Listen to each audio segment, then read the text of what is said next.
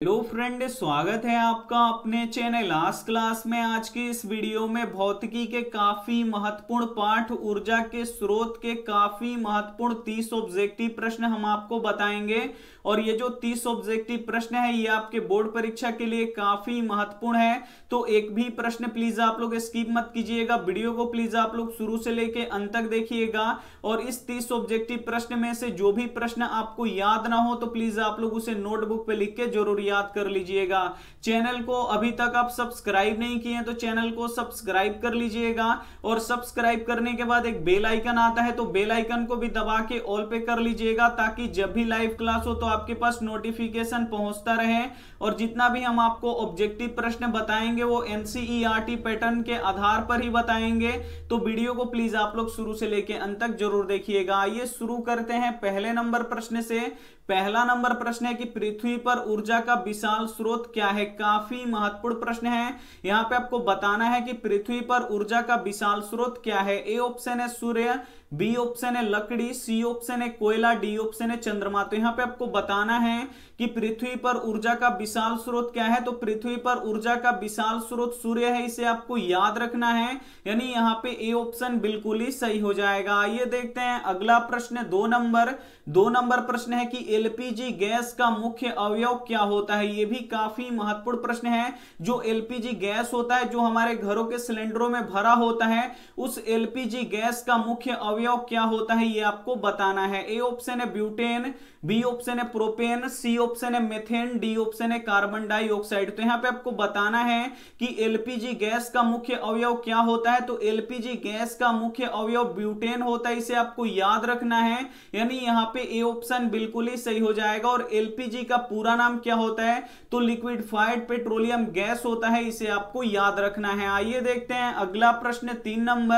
3 number प्रश्न है कि बायोगैस का मुख्य अवयव क्या होता है। यह भी काफी महत्वपूर्ण प्रश्न है। यहां पे आपको बताना है कि बायोगैस का मुख्य अवयव क्या होता है। ए ऑप्शन है ब्यूटेन, बी ऑप्शन है प्रोपेन, सी ऑप्शन है मेथेन, डी ऑप्शन है कार्बन डाइऑक्साइड। तो यहां पे आपको बताना है कि बायोगैस का मुख्य अवयव क्या होता है। तो बायोगैस का मुख्य अवयव मीथेन होता है, इसे आपको याद रखना है। यानी यहां पे सी ऑप्शन बिल्कुल ही सही हो जाएगा। ये देखते हैं अगला प्रश्न।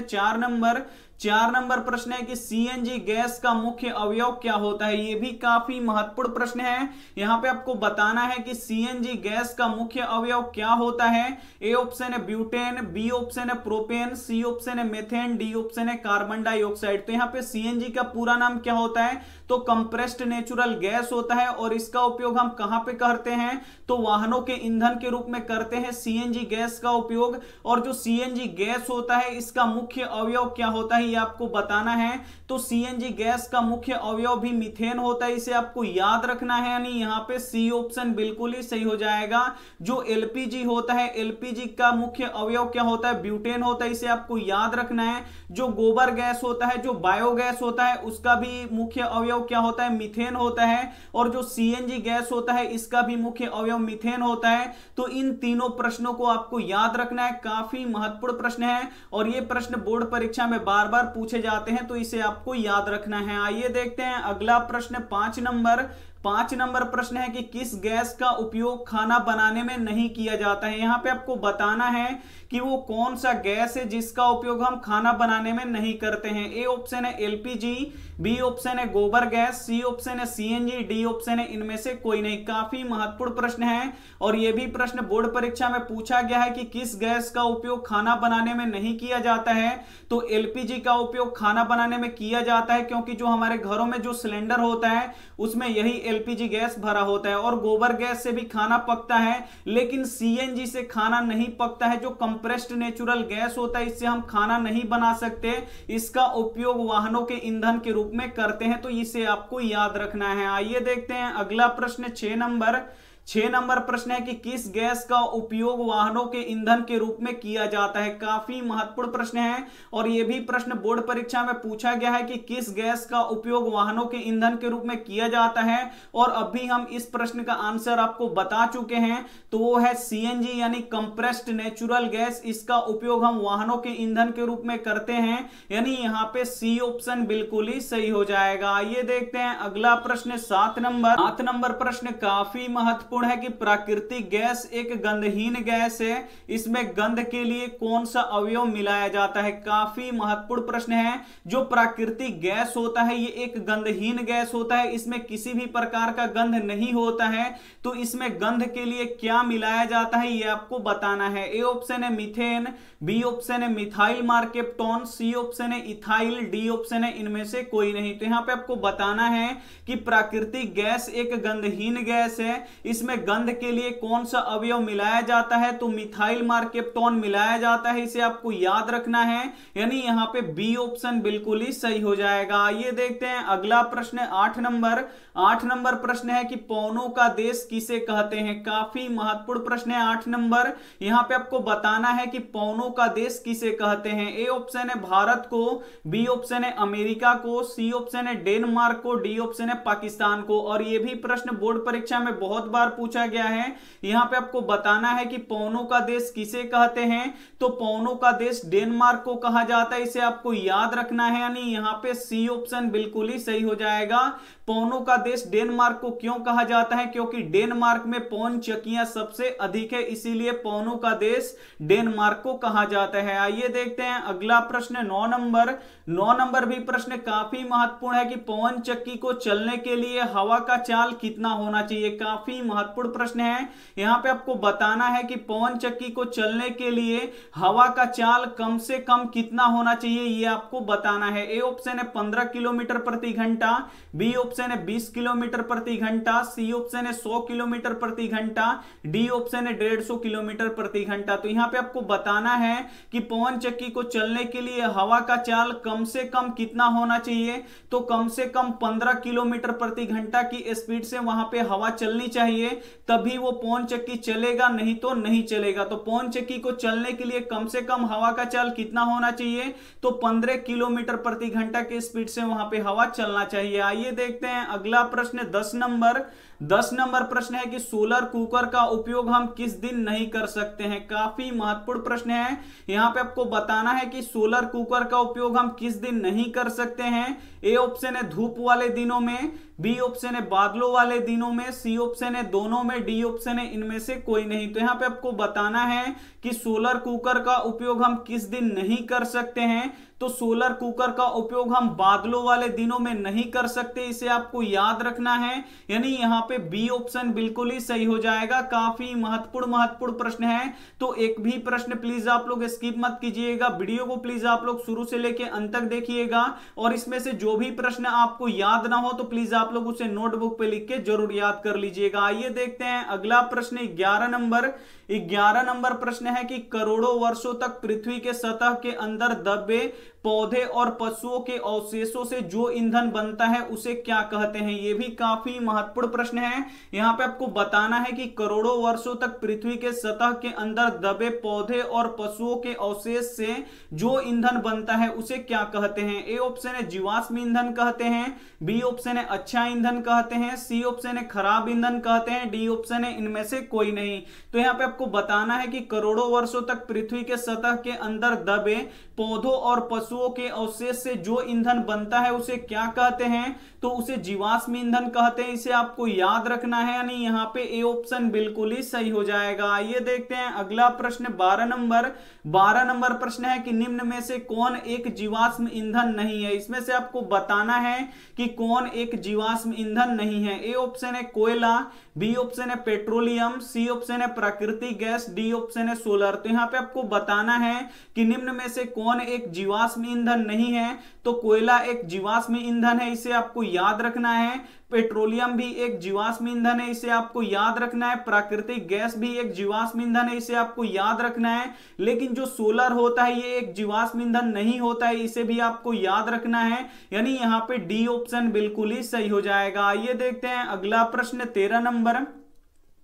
13 नंबर प्रश्न है कि कौन बिना ज्वाला का जलता है। काफी महत्वपूर्ण प्रश्न है। यहाँ पे आपको बताना है कि कौन बिना ज्वाला का जलता है, यहाँ पे आपको बताना है। ए ऑप्शन है कोयला, बी ऑप्शन है गैस, सी ऑप्शन है किरोसिन, डी ऑप्शन है लकड़ी। तो यहाँ पे आपको बताना है कि कौन बिना ज्वाला का जलता है। तो जो कोयला होता है ये बिना ज्वाला का जलता है, इसे आपको याद रखना है, यानी यहाँ पे ए ऑप्शन बिल्कुल ही सही हो जाएगा। और जो कोयला होता है ये 4 प्रकार का होता है, इसे भी आपको याद रखना है। आइए देखते हैं अगला प्रश्न 14 नंबर प्रश्न है कि निम्न में से कौन नवीकरणीय ऊर्जा का स्रोत है। काफी महत्वपूर्ण प्रश्न है, यहां पे आपको बताना है कि निम्न में से कौन नवीकरणीय ऊर्जा का स्रोत है। तो यहां पे समझ लीजिए कि नवीकरणीय किसे कहते हैं, तो नवीकरणीय उसे कहते हैं, उस ऊर्जा स्रोत को कहते हैं जो एक बार खत्म हो जाने के बाद पुनः हम उत्पादित कर सके और वो भविष्य में कभी खत्म ना हो, उसे हम नवीकरणीय ऊर्जा का स्रोत कहते हैं। यहां पे देखिए ए ऑप्शन है कोयला,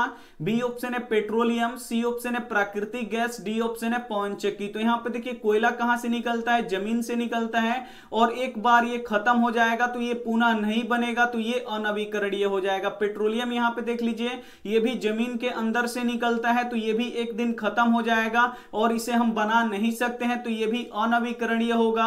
जो प्राकृतिक गैस होता है ये भी जमीन से निकलता है और एक दिन ये भी क्या हो जाएगा, खत्म हो जाएगा, इसे पुनः हम नहीं बना सकते, तो ये भी अनवीकरणीय होगा। लेकिन जो पवनचक्की होता है इसे हम बना सकते हैं और इसका उपयोग भी हम कर सकते हैं, और ये एक बार खराब हो जाए तो फिर हम पुनः दूसरा पवनचक्की बना के उसका उपयोग कर सकते हैं। जब मन तब हम इसको बना के उपयोग कर सकते हैं, लेकिन इसका उपयोग हम नहीं कर सकते अगर एक बार खत्म हो जाए तो नवीकरणीय ऊर्जा का स्रोत किसे कहते हैं, जिसका उपयोग हम बार बार करें, अगर वो खराब हो जाए तो फिर हम पुनः उसे बना के करें, तो वो क्या होता है, यहाँ पे नवीकरणीय ऊर्जा का स्रोत होता है। तो यहाँ पे देखिए जो पवनचक्की है ये एक नवीकरणीय ऊर्जा का स्रोत है, इसे आपको याद रखना है, यानी यहाँ पे डी ऑप्शन बिल्कुल ही सही हो जाएगा। आइए देखते हैं अगला प्रश्न 15 नंबर प्रश्न है कि निम्न में से कौन अनवीकरणीय ऊर्जा का स्रोत है। काफी महत्वपूर्ण प्रश्न है, यहां पे आपको बताना है कि निम्न में से कौन अनवीकरणीय ऊर्जा का स्रोत है। तो अनवीकरणीय ऊर्जा का स्रोत किसे कहते हैं, तो वैसे ऊर्जा के स्रोत जो आने वाले भविष्य में खत्म हो जाएंगे और उनका पुनः हम उत्पादन नहीं कर सकते, उसे हम अनवीकरणीय ऊर्जा का स्रोत कहते हैं। ए ऑप्शन है लकड़ी, बी ऑप्शन है गोबर गैस, सी ऑप्शन है कोयला, डी ऑप्शन है विद्युत जल। तो यहाँ जल विद्युत, तो यहाँ पे आपको बताना है कि निम्न में से कौन अनवीकरणीय ऊर्जा का स्रोत है। तो जो लकड़ी है ये एक बार खत्म हो जाएगा तो फिर हम पेड़ पौधे उगा के फिर हम लकड़ी बना लेंगे, जब मन तब हम यहाँ पे लकड़ी बना सकते हैं। तो ये जो लकड़ी है यहाँ पे नवीकरणीय होगा, इसे आपको याद रखना है। और गोबर गैस, जो गाय भैंस के गोबर से जो गैस बनता है उसे गोबर गैस कहते हैं। और यहाँ पे देखिए गोबर गैस भी हम जब चाहे मन तब हम बना सकते हैं, लेकिन जो कोयला होता है ये जमीन के अंदर से निकलता है और इससे बनने में लाखों करोड़ों वर्षों का समय लग जाता है, और एक बार अगर कोयला खत्म हो जाएगा तो ये पुनः नहीं बन पाएगा। तो यहाँ पे कोयला क्या होगा, अनवीकरणीय ऊर्जा का स्रोत होगा, इसे आपको याद रखना है, यानी यहाँ पे सी ऑप्शन बिल्कुल ही सही हो जाएगा। और जो जल विद्युत होता है जिससे हम जल से बिजली बनाते हैं उसे जल विद्युत कहते हैं। तो ये भी जब मन तब हम इससे बिजली बना सकते हैं, ये कभी खत्म होने वाला नहीं है। लेकिन यहाँ पे कोयला क्या होगा, खत्म हो जाएगा, और जो चीज खत्म हो जाएगा वो क्या हो जाएगा, यहाँ पे अनवीकरणीय ऊर्जा का स्रोत होगा, यानी यहाँ पे सी ऑप्शन बिल्कुल ही सही हो जाएगा। 16 नंबर भी प्रश्न काफी महत्वपूर्ण है कि सोलर में किस अर्धचालक का प्रयोग होता है। काफी महत्वपूर्ण प्रश्न है और ये भी प्रश्न बोर्ड परीक्षा में बहुत बार पूछा गया कि सोलर में किस अर्धचालक का प्रयोग होता है। ए ऑप्शन है सिलिकॉन का, बी ऑप्शन है यूरेनियम का, सी ऑप्शन है क्रोमियम का, डी ऑप्शन है चांदी का। तो यहाँ पे आपको बताना है कि सोलर में किस अर्धचालक का प्रयोग होता है। तो जो सोलर होता है इसमें सिलिकॉन अर्धचालक का प्रयोग होता है, इसे आपको याद रखना है, नहीं यहाँ पे ए ऑप्शन बिल्कुल ही सही हो जाएगा। ये देखते हैं अगला प्रश्न 17 नंबर प्रश्न है कि नाभिकीय ऊर्जा किससे प्राप्त होता है। यहां पे आपको बताना है कि नाभिकीय ऊर्जा किससे प्राप्त होता है। ए ऑप्शन है हीलियम से, बी ऑप्शन है क्रोमियम से, सी ऑप्शन है यूरेनियम से, डी ऑप्शन है एल्यूमिनियम से। तो यहां पे आपको बताना है कि नाभिकीय ऊर्जा किससे प्राप्त होता है। तो जो नाभिकीय ऊर्जा होता है ये यूरेनियम से प्राप्त होता है, इसे आपको याद रखना है, यानी यहाँ पे सी ऑप्शन बिल्कुल ही सही हो जाएगा। और दुनिया का सबसे महंगा पदार्थ कौन सा है, तो यही यूरेनियम है, इसे आपको याद रखना है। ये हीरा से भी महंगा होता है, ये आपको याद रखना है। आइए देखते हैं अगला प्रश्न 18 नंबर प्रश्न है कि ग्लोबल वार्मिंग के लिए कौन सा गैस उत्तरदायी है। काफी महत्वपूर्ण प्रश्न है। यहां पे आपको बताना है कि ग्लोबल वार्मिंग के लिए कौन सा गैस उत्तरदायी है। ए ऑप्शन है ऑक्सीजन, बी ऑप्शन है कार्बन डाइऑक्साइड, सी ऑप्शन है नाइट्रोजन, डी ऑप्शन है यहां पे हीलियम। तो यहां पे आपको बताना है कि ग्लोबल वार्मिंग के लिए कौन सा गैस उत्तरदायी होता है। तो ग्लोबल वार्मिंग के लिए कार्बन डाइऑक्साइड गैस उत्तरदायी होता है, इसे आपको याद रखना है। यानी यहां पे बी ऑप्शन बिल्कुल ही सही हो जाएगा। और वायुमंडल में कार्बन डाइऑक्साइड कितना प्रतिशत पाया जाता है, तो 0.03% पाया जाता है। तो ये भी साथ में आपको याद रखना है। आइए देखते हैं अगला प्रश्न 19 नंबर प्रश्न है कि जब दो हल्के नाभिक आपस में जुड़कर एक भारी नाभिक का निर्माण करते हैं तो उसे क्या कहते हैं। काफी महत्वपूर्ण प्रश्न है। ए ऑप्शन है नाभिकीय संलयन, बी ऑप्शन है नाभिकीय विखंडन, सी ऑप्शन है विलयन, डी ऑप्शन है इनमें से कोई नहीं। तो यहां पे आपको बताना है कि जब दो हल्के नाभिक यानी दो छोटे छोटे नाभिक आपस में जुड़कर एक भारी यानी एक बड़ा नाभिक का निर्माण करते हैं तो उसे कौन सा यहां पे अभिक्रिया कहते हैं। तो उसे हम क्या कहते हैं, तो उसे हम नाभिकीय संलयन कहते हैं। इसे आपको याद रखना है। यानी यहां पे ए ऑप्शन क्या हो जाएगा, बिल्कुल ही सही हो जाएगा। जब दो हल्के हल्के नाभिक आपस में जुड़ के एक भारी नाभिक का निर्माण करेंगे तो उसे हम क्या कहेंगे, तो नाभिकीय संलयन कहेंगे। उसे आपको याद रखना है। आइए देखते हैं अगला प्रश्न 20 नंबर प्रश्न है कि जब एक भारी नाभिक टूटकर दो हल्के हल्के नाभिकों का निर्माण करता है तो उसे क्या कहते हैं। काफी महत्वपूर्ण प्रश्न है। यहां पे आपको बताना है कि जब एक भारी नाभिक टूटकर दो हल्के नाभिक का निर्माण करता है उसे क्या कहते हैं। यहां पे देखिए एक भारी नाभिक है, ये टूटकर दो हल्के हल्के नाभिकों में बदल जाता है, उसे क्या कहते हैं, तो इसे नाभिकीय विखंडन कहते हैं। इसे आपको याद रखना है। यानी यहां पे बी ऑप्शन बिल्कुल ही सही हो जाएगा। काफी महत्वपूर्ण प्रश्न है। तो एक भी प्रश्न प्लीज आप लोग स्किप मत कीजिएगा, वीडियो को प्लीज आप लोग शुरू से लेकर अंत तक जरूर देखिएगा। आइए देखते हैं अगला प्रश्न 21 नंबर प्रश्न है कि ईंधन से ऊर्जा किस प्रक्रिया के द्वारा उत्पन्न किया जाता है। काफी महत्वपूर्ण प्रश्न है। यहां पे आपको बताना है कि ईंधन से ऊर्जा किस प्रक्रिया के द्वारा उत्पन्न किया जाता है। ए ऑप्शन है रासायनिक अभिक्रिया के द्वारा, बी ऑप्शन है दहन के द्वारा, सी ऑप्शन है मंदन के द्वारा, डी ऑप्शन है इनमें से कोई नहीं। तो यहां पे आपको बताना है कि ईंधन से ऊर्जा किस प्रक्रिया के द्वारा उत्पन्न किया जाता है। तो ईंधन से ऊर्जा जो है ये दहन के द्वारा उत्पन्न किया जाता है, इसे आपको याद रखना है। यानी यहां पे बी ऑप्शन बिल्कुल ही सही हो जाएगा। ये देखते हैं अगला प्रश्न 22 नंबर प्रश्न है कि किसका उष्मीय मान सबसे ज्यादा होता है। काफी महत्वपूर्ण प्रश्न है। यहां पे आपको बताना है कि किसका उष्मीय मान ज्यादा होता है। ए ऑप्शन है गोबर गैस का, बी ऑप्शन है लकड़ी का, सी ऑप्शन है एलपीजी गैस का, डी ऑप्शन है यहां पे किरोसिन का। तो यहां पे आपको बताना है कि किसका उष्मीय मान अधिक होता है, यानी किसका उष्मीय मान ज्यादा होता है। तो जो एलपीजी गैस होता है, जो लिक्विफाइड पेट्रोलियम गैस होता है, इसका उष्मीय मान अधिक होता है, इसे आपको याद रखना है। यानी यहां पे सी ऑप्शन बिल्कुल ही सही हो जाएगा। ये देखते हैं अगला प्रश्न 23 नंबर प्रश्न है कि सूर्य में ऊर्जा किस अभिक्रिया के द्वारा उत्पन्न होता है। काफी महत्वपूर्ण प्रश्न है। यहां पे आपको बताना है कि सूर्य में ऊर्जा किस अभिक्रिया के द्वारा उत्पन्न होता है। ए ऑप्शन है नाभिकीय संलयन, बी ऑप्शन है नाभिकीय विखंडन, सी ऑप्शन है संयोजन, डी ऑप्शन है इनमें से कोई नहीं। तो यहां पे आपको बताना है कि सूर्य में ऊर्जा किस अभिक्रिया के द्वारा उत्पन्न होता है। तो सूर्य में ऊर्जा नाभिकीय संलयन के द्वारा उत्पन्न होता है, इसे आपको याद रखना है। यानी यहां पे ए ऑप्शन बिल्कुल ही सही हो जाएगा। ये देखते हैं अगला प्रश्न 24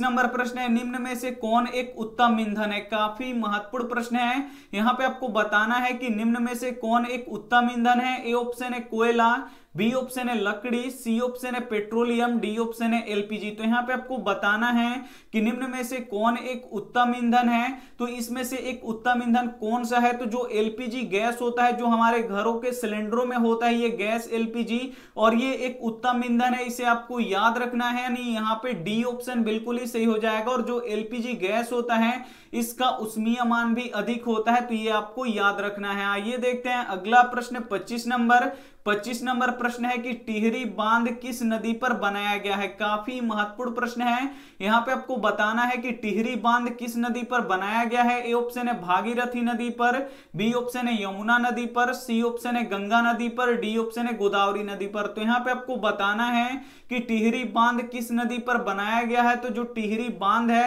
ये भागीरथी नदी पर बनाया गया है, इसे आपको याद रखना है। नहीं, यहां पे ए ऑप्शन बिल्कुल ही सही हो जाएगा। आइए देखते हैं अगला प्रश्न 26 नंबर प्रश्न है कि सरदार सरोवर बांध किस नदी पर है। काफी महत्वपूर्ण प्रश्न है। यहां पे आपको बताना है कि सरदार सरोवर बांध किस नदी पर है। ए ऑप्शन है नर्मदा नदी पर, बी ऑप्शन है गंगा नदी पर, सी ऑप्शन है यमुना नदी पर, डी ऑप्शन है इनमें से कोई नहीं। तो यहां पे आपको बताना है कि सरदार सरोवर बांध किस नदी पर है। तो जो सरदार सरोवर बांध है ये नर्मदा नदी पर है, इसे आपको याद रखना है। यानी यहाँ पे ए ऑप्शन बिल्कुल ही सही हो जाएगा। आइए देखते हैं अगला प्रश्न 27 नंबर प्रश्न है कि एलपीजी का विस्तृत नाम क्या है। यहाँ पे आपको बताना है कि जो एलपीजी गैस होता है इसका पूरा नाम क्या होता है। ए ऑप्शन है द्रवीभूत पेट्रोलियम गैस, बी ऑप्शन है compressed natural gas, C option है दोनों, डी ऑप्शन है इनमें से कोई नहीं। तो यहां पे आपको बताना है कि एलपीजी का विस्तृत नाम क्या होता है। तो एलपीजी का विस्तृत नाम द्रवीभूत पेट्रोलियम गैस होता है, यानी लिक्विडफाइड पेट्रोलियम गैस होता है इंग्लिश में, इसे आपको याद रखना है। यानी यहां पे ए ऑप्शन बिल्कुल ही सही हो जाएगा। ये देखते हैं अगला प्रश्न 28 नंबर प्रश्न है कि सीएनजी का विस्तृत नाम क्या होता है। अब यहां पे आपको बताना है कि सीएनजी का विस्तृत नाम क्या होता है। ए ऑप्शन है द्रवीभूत पेट्रोलियम गैस, बी ऑप्शन है संपीड़ित प्राकृतिक गैस, डी यहां पे सी ऑप्शन है दोनों, डी ऑप्शन है इनमें से कोई नहीं। तो यहां पे आपको बताना है कि सीएनजी का विस्तृत नाम क्या है। तो सीएनजी का विस्तृत नाम संपीड़ित प्राकृतिक गैस है, यानी कंप्रेस्ड नेचुरल गैस इंग्लिश में जिसे बोला जाता है। यानी यहां पे बी ऑप्शन बिल्कुल ही सही हो जाएगा। आइए देखते हैं अगला प्रश्न 29 नंबर प्रश्न है कि डीजल का उपयोग होता है। यहां पे आपको बताना है कि जो डीजल होता है इस डीजल का उपयोग कहां होता है। ए ऑप्शन है भारी वाहनों में, बी ऑप्शन है रेल इंजनों में, सी ऑप्शन है विद्युत उत्पादन में, डी ऑप्शन है ए और बी दोनों में। तो यहां पे आपको बताना है कि जो डीजल होता है इसका उपयोग कहां पे होता है। तो भारी वाहनों में होता है, जैसे ट्रक हो गया और जैसे भारी वाहन होते हैं उसमें होता है। और जो रेल का इंजन होता है, जो तेल वाले रेल इंजन होते हैं उसमें किस यहां पे तेल का प्रयोग होता है। तो डीजल का प्रयोग होता है, इसे आपको याद रखना है। यानी यहां पे ए और बी दोनों होगा, यानी यहां पे डी ऑप्शन बिल्कुल ही सही हो जाएगा। ये देखते हैं अंतिम प्रश्न 30 नंबर प्रश्न है कि ग्रीन हाउस गैसों का सबसे अधिक उत्सर्जन किससे होता है। काफी महत्वपूर्ण प्रश्न है।